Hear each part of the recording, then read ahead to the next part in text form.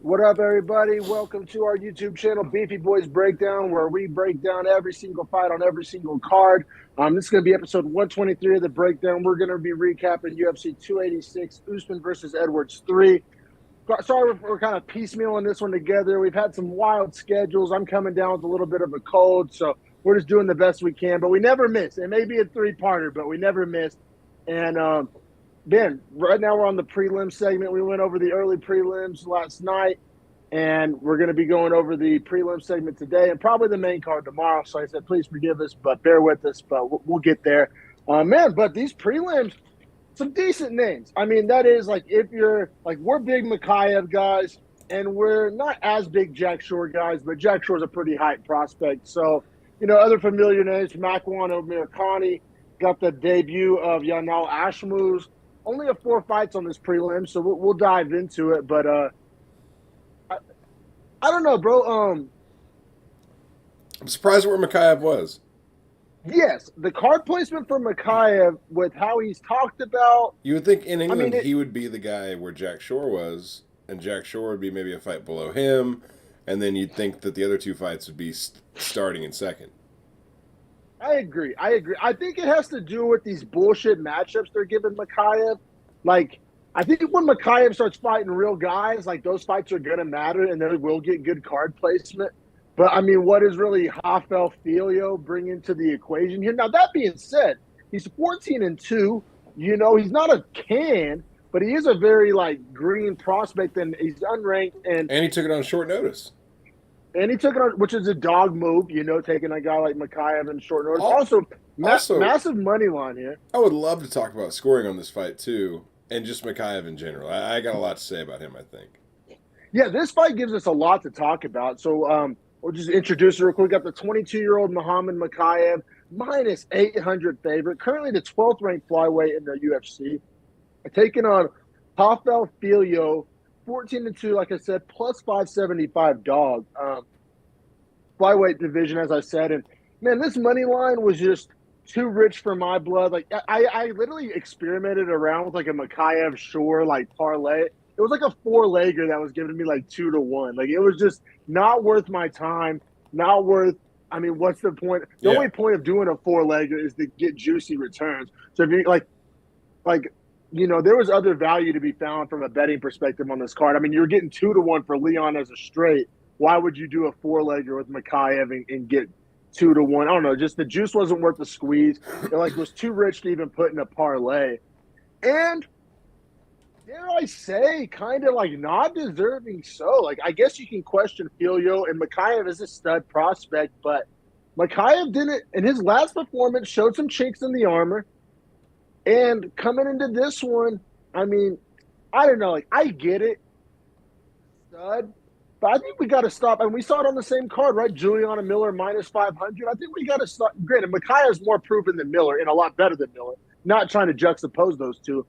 But I just think that, like, unless you're getting, like, an established guy versus a can, anything over, like, minus 400, like, even in a parlay, is just, like, kind of not worth it because there's no slam dunks in the UFC. Like, we almost saw it in this fight. This fight ended up being razor thin. Mikhaev dropping rounds, almost getting subbed. And, like, there's no sure thing. Like, minus 800, they're telling you, like, lock it, slam dunk, not even worth having a conversation about. And for these younger prospects, Miller, Mikhaev, I mean, it's not even really worth it. You saw Valentina Shevchenko. We saw Amanda Nunes. Like, these huge money lines, man. In the UFC, stay away from them. Yeah, and also, I think another big problem with, you know what, funny enough, just as a quick analogy to the big lines thing, it's almost better to bet on Filio here in every sense, every time, simply for value. And a good example of that is BR Betting. You might have been the one that sent me this. I think you were. Bet $100 on every underdog in the 2022 March Madness, and every underdog every game, and they ended up winning 1,300 off their 100 on every game strategy. So yeah, because like the idea is for like, yeah, if you bet nothing but dogs, you're gonna lose a good majority of those. But you can still make the math works out where you can make that back. So say you drop 3, and we're small time bettors. Say you do like 3 $10 straights, 2 of them lose. but one of them cashes, you still turned your 30 into, like, in this case, 80 or Right. 60. Yeah. If you're betting on Filio, all you need is just one to make up for a bunch of L's, as opposed to, like when we've been doing this lately, right? We're kind of learning the hard way I here mean, yeah, about, like, we're getting like 65%, or at least I'm getting like 65%, 70% ROI, which is not good. You got to be over 100 because you got to make your money back. like if you met these favorites are not locked just because Vegas gives somebody a fat money line favorite, even if not that fat. Say you're betting minus 200s, you're making just a small profit, small profit, small profit, where you could get three right, get one wrong, and like essentially break even. You know what I mean? So like the betting dogs as straights strategy, obviously you got to pick and choose, and everything's hindsight 2020. But yeah, bro, just the money line ridiculous here, and let's get to why it was ridiculous, because we had a very, very close fight on our hands, essentially, which I don't think a lot of people saw coming. Round one, Oddly enough, the round one didn't look that close. If I'm being no, and honest, it that was was the one mainly round that was different than the other, because the other two are more similar than round one is to those two, I think. round one. You got Filio jumping Gilly pretty much right off the Horrible. jump Against a to a guy that guy wants who to get a takedown. Dagestani Brit, but Dagestani nonetheless, and like a guy who wants to be on top, a guy who wants to control you, a guy who hasn't never been subbed. So to think you're just gonna like pull a Gilly, out of your ass, good luck with And he that. doesn't like hang Yeah, his neck out on totally, his shots. Like he's not known for that. totally, E-gave the round. Like I thought Filio lost the round more than Mikhaev did anything special, because Mikhaev didn't really get any damage off. He just kind of No, spent the whole round on top, I was going to say took the that. back for like a second. Once he got on the But back, he really did no damage whatsoever. Like he quit doing it. Like he was doing a little bit of ground and pound when he was just in top position. Once he got to the back, he literally quit using any punches. It was like wild to me. man, this is gonna be kind of a Mikhaev Nutrider take, because like I still have faith in the guy. But that being said, I think he's like kind of fighting down to the level of this competition. Like I think they're trying to like give him these cans, or not cans, but you see what I'm saying? Like these lower level fights, they're trying to build him. He's young, he's 22. They're trying to not like, but I think we may have like a Blanchfield situation where like as the competition level rises, we see the best brought out of the young prospect. And like I think Mikhaev is fighting down to these guys' level, or it's not taking them super serious. Like fear can be a hell of a motivator, and like not fear like, oh, I'm a pussy and I'm scared, but like a healthy fear, like the competition fear, like I don't want to lose this fight, like I'm gonna give it all I have kind of fear. And I don't think that kind of fear from a matchmaking perspective has been put into him. So I think he's just like, I can roll out of bed and beat these guys, and that's kind of what his performances have looked like. I'm not just pulling out of my ass. Like the no damage when he was in a dominant position kind of alludes to that. Like he wasn't giving it his all. Like the proof is in the pudding. Just watch around Or one. he was working too hard to maintain position where he couldn't focus on damage because he's just like not working that in camp enough to where it's like, whenever you like work something enough, it becomes like a feeling more than a read. You know what I mean? Like when you see it, when you saw a guard pull, instantly you flowed. Like you probably couldn't stop your body from flowing with the guard. That's any sport, whether it be football, basketball. Like if you're thinking, you're not playing, is what our coaches would use. Is that you don't want to be thinking, you want to be doing, like reacting, not thinking. Yeah, and I felt like fighting he was thinking his way through the fight, most of the fight. Yeah, but I also think like that's what I'm saying. Like if he's fighting somebody who he respects, it's gonna be more aggressive. Like it's gonna be like I gotta get this guy out of here. I don't know. Like I said, maybe I'm giving him too much benefit of the doubt here. But round one, I think we both agreed, 10-9 Mikhaev, pretty snoozy, all things considered. Yeah. Now, round two starts to heat up a little bit, get a lot more competitive. Filio was landing some big leg kicks to start the round, and really, I thought won the damage battle. Now, it was more that beat up Mikhaev, no. But Mikhaev didn't really get any damage off of his own. And Filio got some damage off. So, I mean, it's an oversimplification. Now, later in the round, Mikhaev gets a takedown, but once again, no damage, and had to work really hard for the takedown, like harder than we're used to seeing a guy like Mikhaev have to work for a takedown. So I gave round 2 to Filio. I did think it was a close round. Like, I don't think Filio just, like, outclassed him or beat him up. But I gave it to Filio just because he got I some damage off. I thought it was a super close round in the sense that neither guy really did too much, which makes it hard to score, right? Like we always talk about like low Yes. activity rounds or like low impact rounds. Like neither guy really did like high impact shots. You know what I mean? Like there was nothing that was No. like a defining moment in the round. Maybe you could argue that takedown, but I wouldn't say that as it comes. With 90 seconds roughly to go in the round. Now he does ride it out and get that control, but for 3 minutes 30 seconds, I think he lost the stand up. So yeah, I scored at Yeah, he ten was nine. losing the stand up. I scored at 10-9 Filio. Two judges agree with us. One judge did not. So, and I can see the case for Mikhaev there if you really appreciate the wrestling, I guess. Yeah. Yeah. I mean, like I said, I mean, if I'm a Mikhaev guy and I'm giving it to Filio, but no, I feel you. Now round 3, once again, really, Filio is winning the majority of the round. I mean, and now's the time to talk about it. I'm sure people, if you're an MMA fan, I'm sure you've seen the images of Mikhaev's swollen knee floating around Twitter, floating around Instagram. I haven't seen And, the swollen knee. I haven't seen it after. I'll oh, look it up right now. yeah, look it up. I think it's like he's the one that put it out. So I mean, I'm sure other MMA dirt sheets have retweeted it, but Mikhaev tweeted out a picture of his knee, and it looks like a goddamn cantaloupe. Like it. So we'll let Harrison. Let's see this live reaction to Harrison's seeing this knee for the first time. Join along if you're watching with us right now and you have not seen the image of Mikhaev's knee. Go ahead and give it an old Google. Give it an old. I gotta Google it because Twitter doesn't want to work. But either way, I'm gonna find it right now. Yeah. Check it out. Check it out. It's Someone worth started it. It's worth it. Like someone started a Twitter account called Mikhaev's knee. So. that's all right. Oh my god. Oh my god. It looks like he has like a cantaloupe as a knee. Yeah. No, it's like quadruple the size of the other knee, maybe quintuple. Like, I mean, it's unreal. It's very badly damaged. So I wanted y'all to see Harrison's face. It's a side by side I'm looking at of the knee being cranked. Versus the And so how we got to this spot is Filio had got Mikhaev essentially one of the worst knee bars you can really ever see. Maybe the worst one I've ever seen. Get a whole, yeah, like it doesn't get much worse. Like, and you may be saying, "Oh, I'm checking here. Mikhaev won the fight." You're correct. Both things are and he did not mutually and he exclusive. did not win by decision. He finished the fight. Yes. So, but this knee bar, I mean, it was some Tony Ferguson shit. It was like when Oliveira. It's the worst survival. Oliveira that had Ferguson in the armbar though, that he just didn't tap to. It was hyperextended as all fuck. I mean, think Ferguson Oliveira, but on a knee. This is the worst I've ever seen for someone to not tap to it.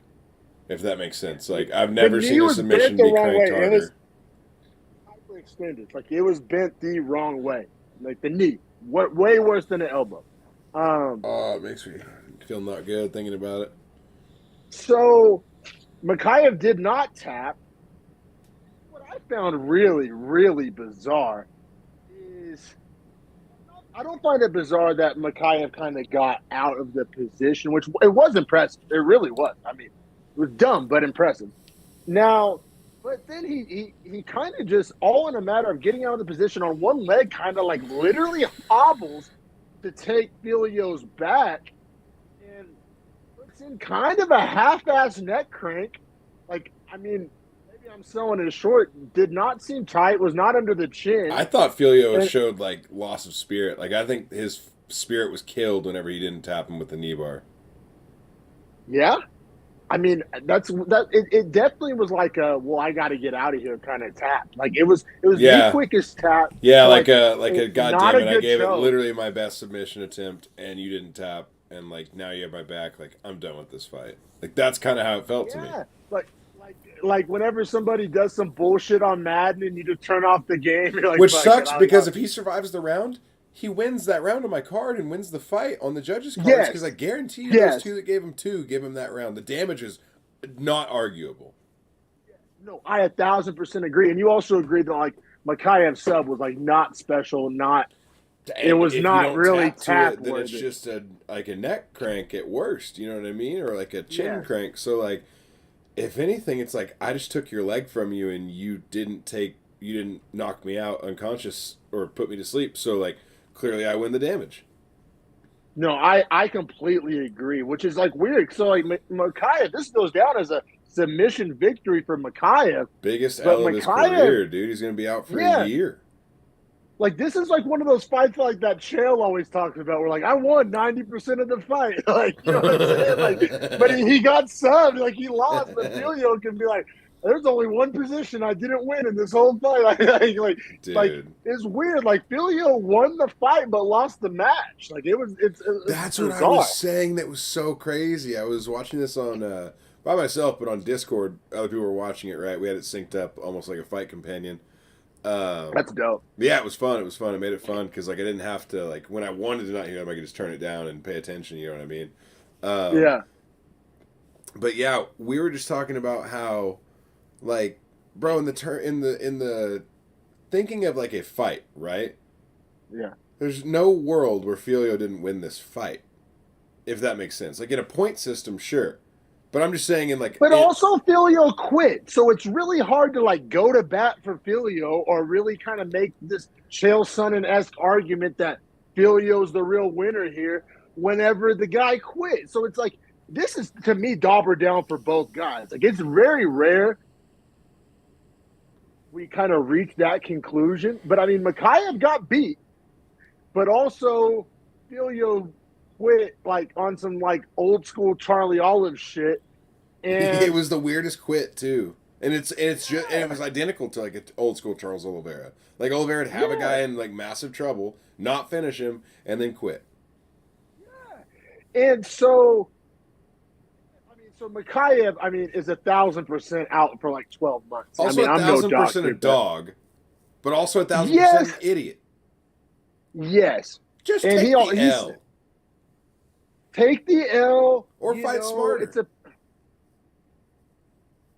dude. And he said he had a shoulder bothering him coming into the fight. He also has been on. Yeah, I think he had an interview with Ariel where he was saying like never tap. Like he put his money where his mouth is. A lot of guys say they'll never tap. Like I believe him, but like I don't like want to. You know what I'm saying? Yeah, And like it's the worst. this kind of corny line where like in the middle of everybody thinking you're the toughest guy on earth, you don't come out with the corny line of if I would have tapped, it would have hurt my heart worse than it hurt my leg. Like that was his line, he said, and it was weak sauce. I hate that he didn't tap. I hated his like, and then if you're not gonna tap, like you got to kind of parlay that you're gonna be out for a month, so you got to win over a lot of good. I mean, I said a month, a year most likely, and so you got to win over some goodwill with the fans, kind of like Casey O'Neill or like there's been other people to do it, but like you saying, "Oh, it would have hurt my heart," and it just the juice wasn't worth the squeeze. Like this fight didn't move him up in the rankings. He's undoubtedly going to fall in the rankings if he doesn't fight for a year, which that guy's not fighting for a year. And so, like, I think he literally hurt his career worse by not losing. Like I know that sounds preposterous. That's my point of like just tap because it's better for your career. If he taps to Andre or to Rafael Filio, right? But he comes back and gets like 2 ranked wins in a row after that. Nobody gives a fuck. Yeah, You know what I exactly mean? right. And also he's young. It would be his first UFC loss. He's not going to get cut for it, obviously. So like No, that's not in no. question. It's a light division as far as talent. They love him. Once again, he's Yeah. young and don't have your knee be. His knee might be fucked up for the rest of his life. Like we don't know. Yeah, well, and on Twitter, like on his actual post, like not like the Dirt Sheets repost, but like the actual his post, the comment section, it was I was expecting like MMA fans can be pretty trolly in the comment section. Like no, there was literally like multiple people sending in pictures of their own knees, like guys that roll, guys that grapple, saying like I've never been the same. You fucked up. I've never been the same. I did the same thing you did. Never been the same. Like there was like lists, just scarred knees, images of just knees with surgery scars of like people actually caring about him, not even trying to be assholes, being like, no, dude, like you made the wrong call. Like this, Like like tap, trying to brother. be Like it's macho. not worth it. Yeah. like more than one, like more than five, probably. Like people were like, "Nah, bro, like this Wow. is what happens." Like I'm 40 now and haven't moved the same because I did the same shit you did when I was 22. Now, granted, surgeries came a long way, and he has probably access to higher level health care. Still, Still, right? even running that risk, you know what I mean? Like, you never know. Yeah, yeah, for sure, man. So I mean, Makai gets the win. I think we've made it clear how we feel about it. And you know what else, man? I wanted the Jake Hadley matchup bad, but he literally Yeah, fucked himself out of that matchup.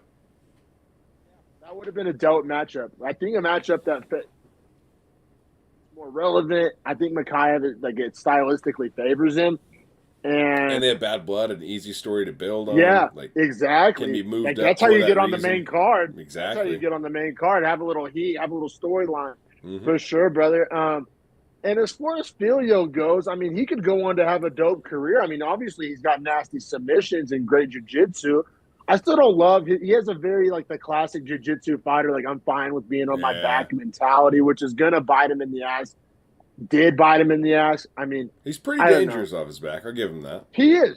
I mean, in stand up, we mentioned he outstruck him in round two. So, I mean, he's got a good skill set. But yeah, I mean, once you quit, it's going to be hard for people to really put coal in your train. But I mean, any final, I mean, besides just a big capital SMH, I don't really know what else to take That's away from this no, one. that's about it. I think it's just rookie mistakes of like not knowing your limits. You know what I mean?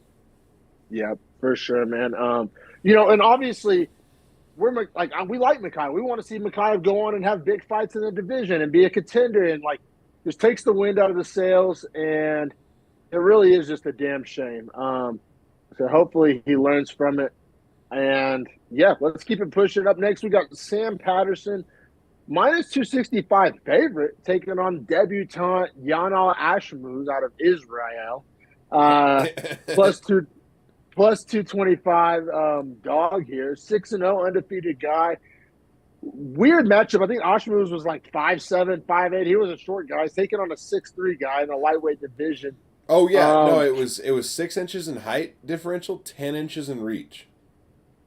and I'll be real. Did you know a lot about this Patterson guy coming into this one? I honestly Nothing. I didn't. knew nothing about either of these guys. I'll be honest. Yeah, me too. Me too. So it was a no bet for me. I mean, when you saw the tail of the tape, you're like, oh fuck, this Ashmuz guy got a tough debut against a 6'3" lightweight. Apparently Exactly what I Patterson was thought. I was like, God damn, he has to fight against a guy he can barely get in on. Like, holy shit. and he was I think the guy had, I mean, the guy Sam Patterson had a 10-1 record coming into this one, 26 years old. So I mean a pretty I think it was good his debut as well in the UFC, was it not? it was his only coming off a contender series win where he got a round two sub. So we got two guys making their debut, two very different body types. So this was obviously a no bet for us, but also just like because we have our opinions and we have like things that, like ways we see fights going. Every once in a while, it is cool just to kind of shut up and be like, all right, I'm gonna let these guys, tell me how I should Yeah, feel. like, let's see if the stats of like reach and height advantages matter. Like, let's see those stats play out. Yeah, for sure. And spoiler alert, did not matter at all. Yeah, I was gonna say there's about two things we got to talk about in this fight: the finish and the timing at which the fight is stopped. Also, the post finish was almost as entertaining as the fight itself. We'll get to that. Oh, I know what you mean. Yeah, okay, I'm sorry. Yeah, I was like, what do you mean post? Oh, yeah, when he wakes up. Yeah. So we get a first round finish here, as you hear us alluding to, and it was actually really sick. So the longer guy, what are you going to do? You're going to try to establish that kickboxing range with kicks. Um, One of the first kicks Patterson throws, Ashmus catches it, and it was crazy. So if I'm not mistaken, I believe he catches the kick with his left hand, and then like Right goes to hand. like Right kick. hand. Oh, he catches the kick with his right hand, and then connects a left as he's like, right. Yeah, he hits him on the chest once and like knocks him off balance because like as he's throwing the kick, he like reads the kick, catches it, and immediately counters back with that left straight and hits him in the chest, and that's what knocks him down. But he was throwing like a 1-2, like a doubles, you know what I'm saying, like a two straights back to back, and the second one literally blasts Patterson right in his jaw. like Yeah, as he's falling backwards. So he literally on one leg. probably never even saw the shot coming. To be honest, You can't brace for it. You can't roll with it. Like he was. like Yeah, literally gravity's already pulling your body. Like sorry about you. essentially some power slap level of violence here, but and like I gotta I mean, tune in next week. Crazy. Uh, you could argue that Patterson was essentially out like on the way to the canvas. I think And I he, think like I think he was out on the first shot on the canvas when he's like crumpled and he eats the first one. It looks like he goes out, and then he gets woken back up by more shots, and then put yes, back out by the shots of continuing. Like, dude, it was so many shots he had on the ground. and then there was like the whole, and this is where it gets real scary. Shout out to Tonga Vailoa, but like when your head starts bouncing off the floor, like he was literally dribbling his head like a basketball. Like exactly, like knocking him out and re-waking him up, like just like the douche, the douche. Yeah, it was a brutal finish for Asmu. And then afterwards, it got really wild. So like Goddard's the referee here, and he's trying to like wake him up, like let him know you fight's over, you lost. And Patterson is so concussed. It's honestly scary shit. Like I'm not Yeah, even trying to make this sound funny. Like he starts like grappling Goddard. And we've seen that before, right? You'll kind of go for a single leg and you're just kind of scrambling, but he it was like usually doesn't Muay go. Thai clenching, like looking for fucking strikes. It went on, and I mean, in the moment, it seemed like minutes. It was probably closer to like 90 seconds, but it went on for a long time. Yeah, Like to where his whole he, team was like holding him back, and Goddard yeah, was like like all telling his his team, coaches, like, "Yo, you need to get in front of him, not me." yeah, and it was wild. I mean, as guys who watch a lot of combat sports, like that may be the worst example of that I've seen. Yeah, it's like he lost that time in his head, like he thought the fight was about to start or something. You know what I mean? Like And it's like he literally yeah, didn't like even know the fight happened. also he obviously couldn't hear. Goddard was letting him know, like the fight's over, you lost. He was just not there. Like literally, he was like a zombie, or like a when you cut a worm in half and or a snake keeps moving without its head. Like Well, dude, that's what like the vibes. they kept telling him to sit down, and he wouldn't sit. Like he kept like resisting the sit. I was like, Jesus. Yeah, like it went on for a minute. Because like I said, sometimes you see that knee jerk reaction, and but then they figure it out. Like he was not figuring it out. Like it went on. Like I think they eventually had to go to commercial break or like get the camera off because it just like it was a bad look and it was not like ending. So brutal, brutal, brutal loss for Patterson. And it's weird because I mean, how long did this fight last? This fight a minute and 15 Oh, seconds, dude, it probably could have stopped in a minute and 6 seconds. or like 45 seconds. Like yeah, like as soon as the kick caught, it was over pretty much. Now I don't know what we learned about Ash Moose here. You can take the Captain Obvious route and be like, oh, this guy's got he's the lightweight in Ngannou. He's got dynamite in his hands. But the reason why I failed to go there, it's not a knock on him. Maybe he does have freakish power. But when you hit a guy who's on one leg and off balance And can't move his head. can't get out of the way of the shot, it's not a knock on Ash Moose. He did nothing wrong. That's exactly He put him what in you're that supposed to do. position, you know. I just don't know like what I take away from it. Obviously a violent guy, obviously a strong guy, obviously some power there, but it's not like we saw it like the power was set up or the power was well timed or the power lasted until the third round or like all those things. You know what I'm saying? I like think my we didn't favorite see him counter. Oh well, yeah, we did. That's exactly what he landed. He You're right. read He the countered kick the and kick. reacted with counter shots. That's the beauty of the situation is that he actually read the kick and fired back on the kick. You know what I mean? It wasn't like that synapse delay where he has to catch it and then realize like, oh, I should throw a punch. It was like he caught it and threw it immediately. I guess then I'll phrase it more of a question like, how do you feel about Ash Moose, like moving forward? I mean, obviously small sample size, Yeah, but like, are you high on him? Like, are you stoked on him? Scary prospect? Like, how do you feel? I think a good prospect. I think the guy that is up next against him obviously has to take him very seriously, and there's not a lot of footage there for you to like study him with. So that's going to be a problem for his next opponent either way because obviously he just cleaned this guy up, and you're not going to want to throw body kicks now, really, because you know that he's going to time it with counters. Next opponent probably definitely won't start the fight with body kick. I'll tell Right. you that much. Right. So I Um, like him. I would like to see him against a guy like a Gabe Green, someone like that. okay, fair enough, fair enough. And then Patterson, I mean, obviously Vegas liked him a lot coming to this one, minus 265. Obviously, the frame and the size and the reach is going to be an issue for lower end guys. Maybe this is a freak L. Maybe, shit happens. So, yeah, I'm kind of just like neutral on both of them. I mean, obviously higher on Ashmoose. I'm not trying to take anything away. I just think like the sample size that it didn't see enough. You know what I mean? But I agree. That's my thing. that Is I just need to see him again. yeah, for sure. And on that note, we can keep it pushing here. Got another debut up next. We got Chris Duncan taking on Omar Morales, who's 37 years old. You kind of don't think of him as being that old when Oh, he doesn't look that I old. can't wait to talk about this fight. Yes, yes. And Vegas had the super close coin flip money line, minus 105 for Duncan, minus 115 for Morales. And Sorry, I'm here. Can you hear me? no, you're good. Yeah, you're good. And then we got so yeah, this fight does go to a decision. It's a tough decision. It's a split decision, and we got to see how we're feeling about it.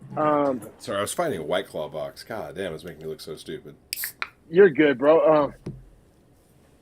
So yeah, we got round one, man. I thought round one was actually the easiest round to score. I thought rounds 2 and 3 get a little murky and a little controversial. Round one, man, Omar Morales. I mean, he got the knockdown. He was stuffing the takedowns of Duncan. I thought he won the damage battle by like a pretty wide margin. Essentially, was winning on the feet and was able to keep it on the feet. Duncan was pretty much just going for takedowns and getting outstruck. Well, he was I had round telegraphing a nuclear right every time, and then he got fucking cracked and was hurt. And then Duncan cracked Morales back at the end of the round and had him wobbled as shit for the last 10 seconds. But all being done, like, I thought Morales did way more damage than Duncan because he hurt him earlier and got a lot of shots off. Yeah, for sure. No, I agree. I thought round one was pretty clear to Morales. Yeah, we saw it the same way. Now, round two, I thought was the closest round of the fight. Round Oh, three yeah. gets a little murky, but round two was so close. You could argue coin flip. Definitely an argument to be made for either guy, but I went Morales again, man. The fact that like a lot of conversations been had lately about how like you don't score takedown defense, right? Like Aljamain Sterling released a video talking about how you don't score takedown defense and blah blah blah. In a way, you're right. Like in a I agree vacuum, with you it don't score entirely. takedown defense. However, is one guy who's clearly wants it to be on the ground. One guy that wants it to be standing. And the guy that wants it standing is able to repeatedly stuff takedowns and then land damage on the feet. That's how I saw this round, man. I gave it 10-9 Morales. So I actually leaned to Duncan. Just he got that takedown early. I thought it was a super snoozy round with really limited damage from either guy because they both were going with that grappling approach. I thought the position control favored Duncan for the most part, which I thought the damage was negligible from either guy for the most part. So that's why I leaned to Duncan there. See, I thought Morales was landing like pretty clean on Duncan's chin. Now you could argue it wasn't that often, and you could argue that Duncan was eating it relatively well. But I think that like if you made a highlight, like a highlight of just like each guy's clean lands, I thought Morales had like the cleaner, better like lands. You said it was a pretty snoozy round, wasn't a ton of damage, but I thought like out of the two guys, like when they landed, I thought Morales was like landing cleaner and like touching that chin. Like I don't know, I like. I guess I just feel like it was so few times that he was landing like impactful shots. No, that's Yeah, not. man. No, that's not to say Duncan I'm not. landed really any. Duncan really didn't land much of his own, if anything. Yeah, Like probably a little that's less where I'm damage for at. Duncan, to be honest. But I thought he controlled the position of the round so much that I leaned to him because I thought the damage really wasn't like effective on either guy. and we've talked about this a lot on this show, right? Like, if a takedown fails but results in like clinch control against the cage, like I have a hard time chalking that up as like a W. Like, I granted, there's an argument, the octagon control, and yeah, Well, and you're I would putting also the guy say where he is doesn't like want to be. exactly you're putting him where he doesn't want to be. You just talked about he wants to stay But standing, that's not like, where you want to be either. but Pretty it's much, like you didn't closer. want to be in clinch against the cage. You wanted to be on top. But Like, it's closer, and you're mitigating the damage you take, which is the whole point of wrestling, right? Is to mitigate your damage and control your position. fair enough, fair enough. Definitely not dying on the hill. That was a close murky round Super for close, sure. super close. It definitely Um, depends on what you like in a round as well, because there's not a lot that happens there. So you have to take like those one or two or three big moments and essentially expound on those for an entire 5 minutes, which is hard to do in that round. Now, round three, and I'm going to use kind of round three as a reason for justifying why I gave rounds 1 and 2 to Morales. Round three, I gave to Duncan because Duncan was able to get the takedowns and spent 3 minutes on top. Round three, how Duncan wanted the whole fight to look. And round three is how Duncan looks when he's winning rounds. And round three looked different than rounds 1 and 2. So, like, if round three is a Duncan win, round 1 and 2 didn't look like round three. That's kind of how I'm arriving at my conclusions here. I mean, that's kind of a weird way to look at it. But I hope that makes sense. Well, I would just counter that. I thought 2 and 3 looked more similar than 1 and 2. Because Yeah, they're melting each other on the feet with huge shots, and Duncan's just telegraphing that right. Then Morales is landing nice combinations, and then once they go to the wrestling approach, I felt like that started to favor Duncan more. Now you could argue that in the second round he was not able to wrestle as nearly as effectively, so I do see the differential there for sure. But that's what makes round 2 so close, round 1 so obvious to Morales, and round 3 so obvious to Duncan. yes, So I really, think that sums it up. so I think that really, sums it what up. I think it comes down to is how you score the second round, because I think 1 and 3 are kind of clear, and they're definitely different stylistically too, right? Like 1 is on the feet. Oh, Morales' round. 3 is wrestling. Duncan's round. 2 is like such a hybrid, weird round where neither guy really gets to the point of where they want to be successful. It's so in between because, like you said, one wants to stand at distance, and the other wants to literally be on top on the ground, and they're really neither of those positions for most of that round. Exactly, and it's like semantics and like how you view it, right? It's like Literally. like what like was round 2 stuffed takedowns or was that clinch control? Like, Oh, and I can't wait to get there for the Usman Edwards fight, because this is going to come back up big time. you're right, man. Kind of foreshadowing a little bit. So obviously, I scored at 29, or yeah, I scored at 29-28 Morales, And I which don't I hate think is a that. fair score. Yeah, I don't hate that either. Obviously, it's mine. I had it What we're 29 getting at is 28 Duncan. the judge that scored it for Morales gave it 30-27, which is Bro, out of pocket. that's fucking insane. Fucking Like, insane. it almost hurts the credibility of the Morales argument as a I whole. was I was literally going to ask you, do you think that judge hurts the credibility of the argument because he scored round 3 to Morales? Yeah, it's Like like how? if you score 29-28, I don't think anybody's arguing. I don't think anybody's up in arms. Nobody's saying robbery. Nobody's calling bullshit. Nothing. The 30-27 makes it seem fugazi. Yeah. Makes it seem like you only wanted this guy to win and it didn't matter what happened. Now, you could argue that the right man won because I think 29-28 Duncan makes a fuck ton more sense than 30-27 Morales. And this is a guy who scored at 29-28 Morales. So, Oh, well, yeah. I mean, and if you think that what's crazy to think, man, is if one judge had leaned your way, which your scorecard, which I have no problems with, yeah. this is a Morales win because that one judge is just fucked off. That's what I hate And about it. I do think Morales got more damage off over the course of the fight. I I think would that's agree. that's kind of an argument for Morales too. But I mean, good debut win for Chris Duncan. I mean, it wasn't a pretty win, but this is, and it's going to sound a little cliche of me, but I do believe it to be true that this is the type of win that like Duncan, first off, he got 3 rounds of octagon UFC cage time, right? Against a experienced, decently high level vet. Like Morales isn't like a can. No, Like for he's a sure. good fighter. I like Morales. And yeah, for sure. And he tested the chin a little bit. Like I'm sure look, this is the type of fight that gives you a lot of confidence. Like, oh, I can go 3 hard rounds. I can take some shots from some high level guys. I'm not like outclassed by these UFC caliber guys. Like, oh, I have think the this gas is tank for this. Yeah, I think Duncan, a few decisions here, just he can kind of just like game plan his way to a better performance. I think he showed he's like made of the right stuff. He just needs to kind of like game plan better or execute the game plan better, like however you want to view it. But I do think that there's like some potential there. Like I don't think that like I don't know. I I'm would not I'm say not super high on him, but showed some stuff. here's what I like about him is that I think his skill set gives him a really high floor. I just don't know about his Yeah, ceiling. perfectly explained. Perfectly put. Yes. Duncan is going to be one of these wrestler grinders, Very tough powerful, night so like out, you gotta kind of good respect the chin. hands. Great, yeah, granite chin, and can grind out a wrestling match and has good cardio. Also, this is something that's been on my mind lately. I don't want to go too far down this rabbit hole. Just kind of wanted to pick your brain about it a little bit. Because we just said like some nice things about Duncan, but you can also say he's pretty like spectacular, right? Like, does the UFC, are we getting to the point where the UFC has too many guys signed?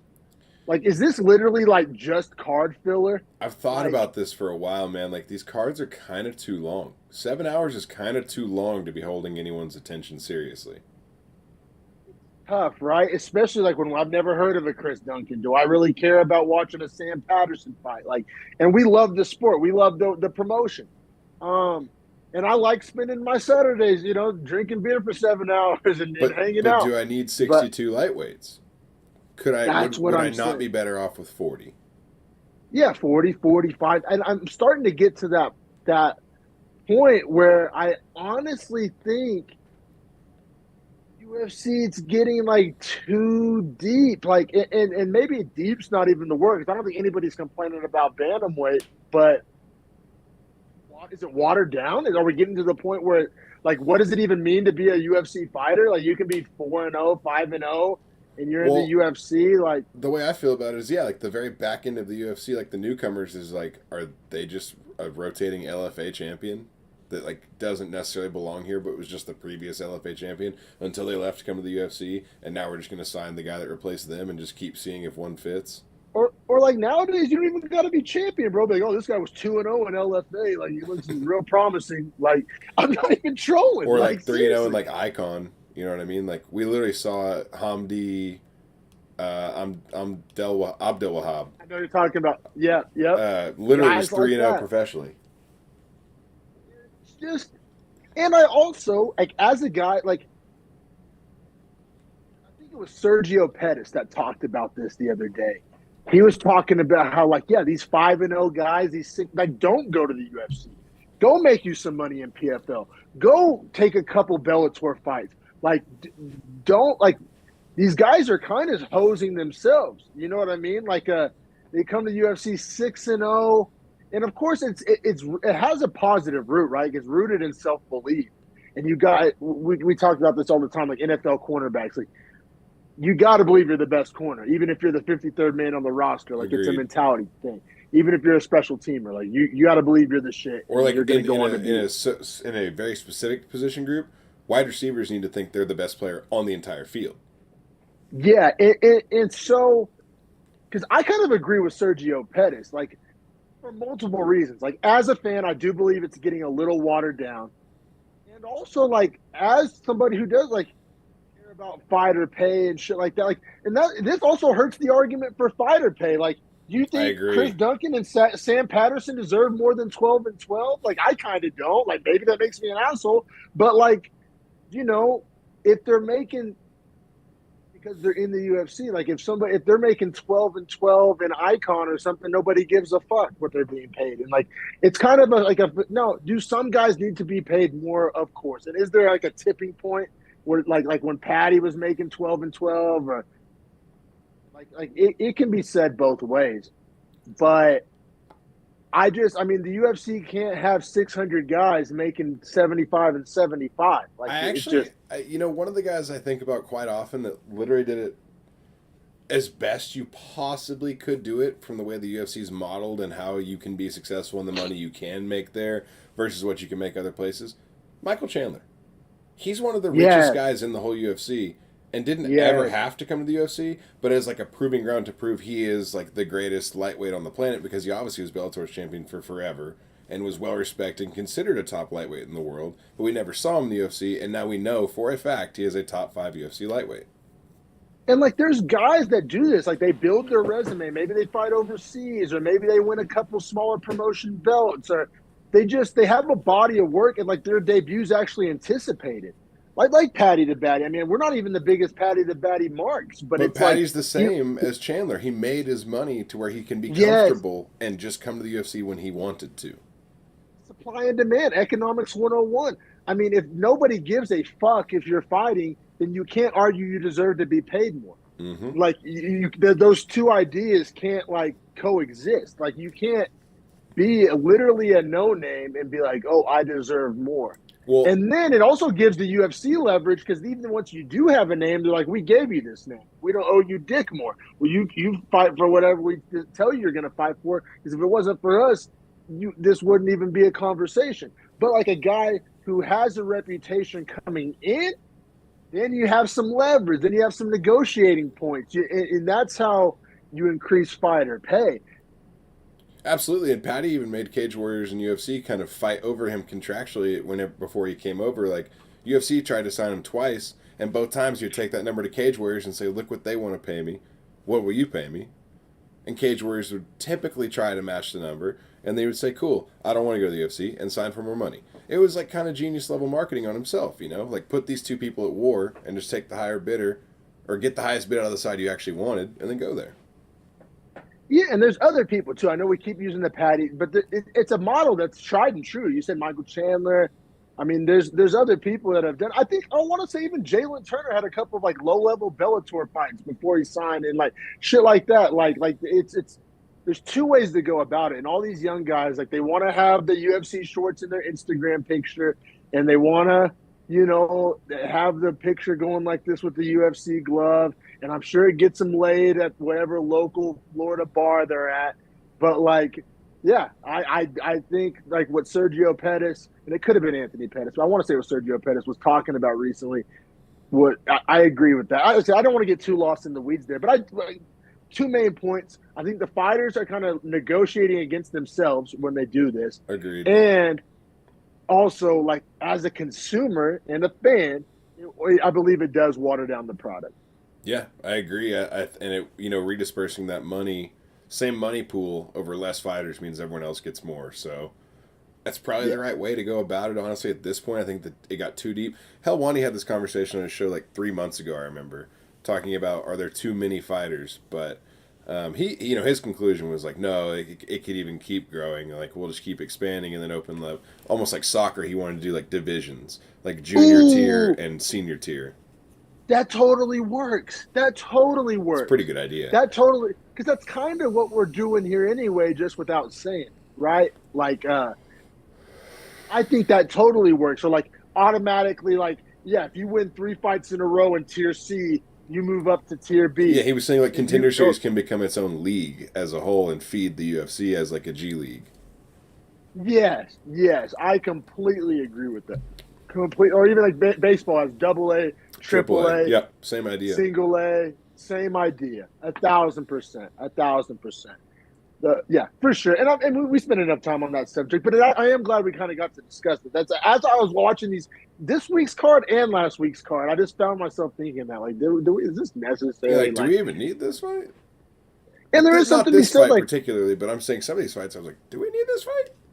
And it is kind of nice. You ever watch like a one championship card? It lasts like 3 hours. You've heard of everybody fighting, and it's cool. And I don't know. Their introductions are different. They fight different rules fights all together in one night. Like, one is a better product. I'll just say it. But the whole thing about what we were just talking about to wrap it up is that UFC is for prestige. Almost all the other leagues are for money, if that makes sense. Like, you can only be like the one true global respected champion by being the UFC champion. None of the other leagues grant you that amount of clout.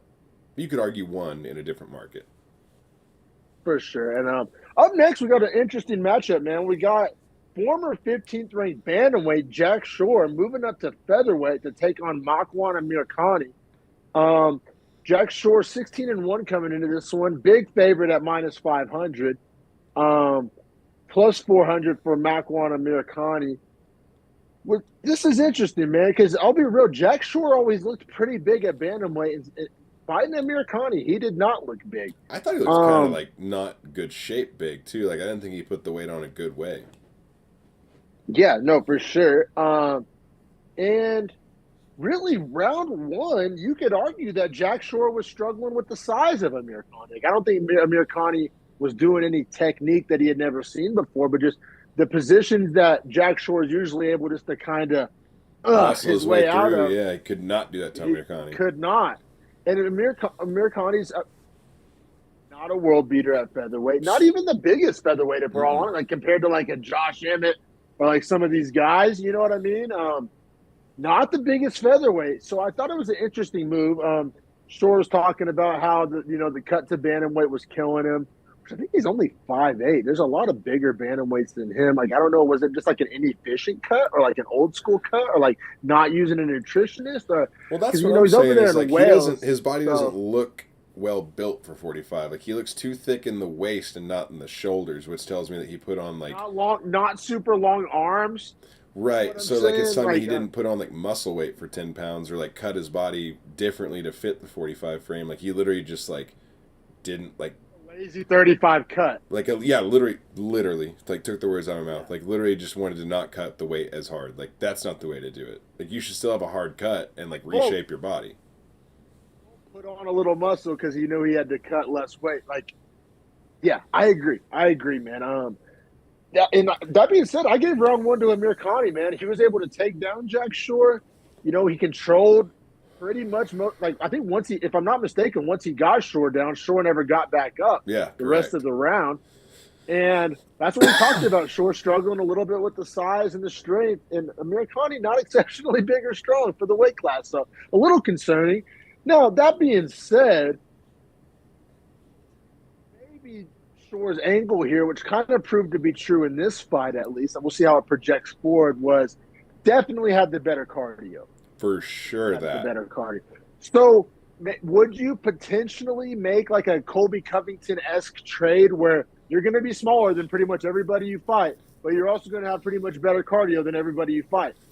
I would, honestly. Colby Covington. I would. But that's like the kind of he still needs to reshape his body slightly. Like, I'm just saying, like, where the weight was, like, he could still improve his cardio by being just in better, like, physical shape in that cut. And maybe I'm ignorant and I'm wrong, but, like, just the way his body looked, it like, when he was cutting to 35, he was, like, so trimmed that, like, his muscles showed and, like... No, he looked a little bit doughy. Like, he didn't look like athletic. That's what I mean. That's what I mean. Yeah. That's what I mean. Like, in featherweight, that's, like, honestly, it's awkward. Like, all featherweights are jacked. Like, to be a grown man that cuts down to 145 pounds, like, it was weird that he didn't look jacked. Like, it's like, kind of, like, looked awkward. Like, he just looked like a random guy with a shirt off at the pool. Yeah, like I thought his back and shoulder should have been more swollen, which, like we just said, just tells you that he didn't put on additional weight. He just literally didn't want to cut the extra 10. I agree. That being said, I mean, we've said, not that we haven't really shined Jack Shore's wheels too much, but round two looked phenomenal. And I think largely was due to Amirkhani kind of gassing out and definitely faded. And Jack Shore's cardio withstood. I mean, the head kicks, the jabs. I mean, in round one could not have looked more different. Like, he outclassed Amirkhani in round two. Him. And out-grappled him, right? And then, he looked like a minus 500 favorite in round two.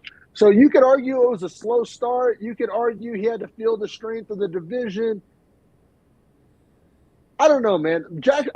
Every single one of our Jack Shore breakdowns end the exact same way. It's like, yeah, he won, and yeah, this guy has a lot of hype, and yeah, this guy is very good. I'm just not seeing it. He just can't. He's not consistent with the it. I'm just not seeing like anything that makes this guy like exceptional. Like, he's very good, but like, I just don't see, like, the jump off the screen, like, I'm the best in the world at this one skill set. He definitely ain't out athleting anybody. Like, all right, let me ask you this, because I think this is important here, because, like, obviously he does end up getting that rear naked choke finish there to win that fight. Now, looking forward, because he's going to get ranked at featherweight, I would assume, or close to it. I would assume, yeah. So that being said, like, how do you think he does against a guy like Sadiq Youssef or Dan Ige or Edson Barboza? I think that if he beats Ige or Barbosa, it's purely off of like catching these guys on the downside type of agreed. thing. Like, I don't think his skill set is better than either of them. I think it may like, and not that Ige's that old, but you see what I'm saying. Like, I think anybody with 2 eyes and a heartbeat can see that Ige's kind of trending down, Barbosa's trending down. So I think I'm not saying he couldn't beat those guys, but I think if he does, it's not going to really be. I think it's going to say more about those guys than it does about him, quite frankly. Like on some Frankie Edgar type shit. Right, exactly. And I mean, I think he's going to struggle at 45, dude. I mean, even like the very back end, like Harris just pulled out of a fight. He was supposed to fight Nate Landwehr this upcoming card. He pulled out, which sucks because that would have been an awesome fight. I mean, you could do Shore and Caceres. You could do Shore. That's kind of what I'm getting at here. But I'm saying I think that's the hardest matchup for Shore. I think it's like, tough, Caceres, but honestly, I don't think he's like. I think 11 through 15, he fights with all those guys, and they're pretty good fights. I think everyone 10 and up crushes Jack Shore. See, I think Bryce Mitchell, what Amir Khani was able to do to Shore in round 1. Now imagine that's Bryce Mitchell. He doesn't escape the round. Like, that's a finish. Fair. You let Bryce Mitchell stay on top of you for 4 minutes, like, you're toast. All right? That's true. And then, all right, and let's just go down the line. We just talked about how doughy and kind of unathletic Jack Shore was. Sadiq Youssef, that's it. That's the matchup. Just pretty much like a freak athlete. Like, good luck with that one. Youssef always disappoints me. Like, I feel like that's the matchup where Shore would actually make his bread and butter. Is a guy that just is going to like essentially get outworked, not be out athleted or out talented, but just outworked. Probably, right? But also is definitely like the worst athlete in the matchup, right? Like, so that's a tough. And then, like I said, Ige, Barbosa, trending downwards. Like, maybe you catch them on the wrong part of their career, type of thing. I'm not convinced he beats Alex Caceres. Every time they try to like use Caceres as a gatekeeper, he always reminds us, like, maybe not always, but Caceres, I mean, he's got a hell of a skill set. Like, that's a tough matchup for sure. He's going to be longer than him. He's going to be the better striker. Maybe argue the better grappler. Now, you could argue that Shore might have, like, higher fight IQ or come in with a good game plan, or you might even argue better cardio. I'm not saying he's better in Shore in every category. I'm not sure that, like, especially if you give me some money line where, like, Jack Shore gets some hype and Caceres comes in at like a plus 200, dog, I'm hammering it, dog. I'm with you, though. That makes complete sense to me. For sure, dude. And I mean, that wraps up the prelim segment. I said the overarching, if I had to do like a, language arts main idea of this fucking prelim section, it was just kind of like disappointing performances from hyped prospects, honestly, which is not the funnest takeaway. Like, but I think it's an honest assessment. Like, both of the hyped prospects won, but neither of them really looked that great in their win. So, yeah, it was a weird prelims, right? Like high expectations with not the outcomes that matched. So kind of disappointment in that aspect. We had a minus 800 favorite and a minus 500 favorite, like, losing rounds. Yeah. Saying. Yeah. Like trying to lose fights in Makaev's case. Yeah. So, I mean, glass half full, maybe Ash moves as this electrifying powerhouse at lightweight. We'll see. Yeah, you got Chris Duncan, kind of like a boring, kind That's of like just a grind. Yeah, dude. So, unfortunately, we're not going to get to the main card tonight. We're going to try our best to get to it tomorrow.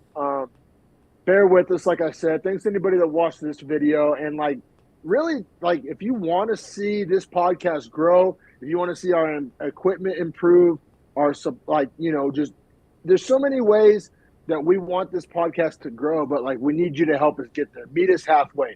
We won't disappoint.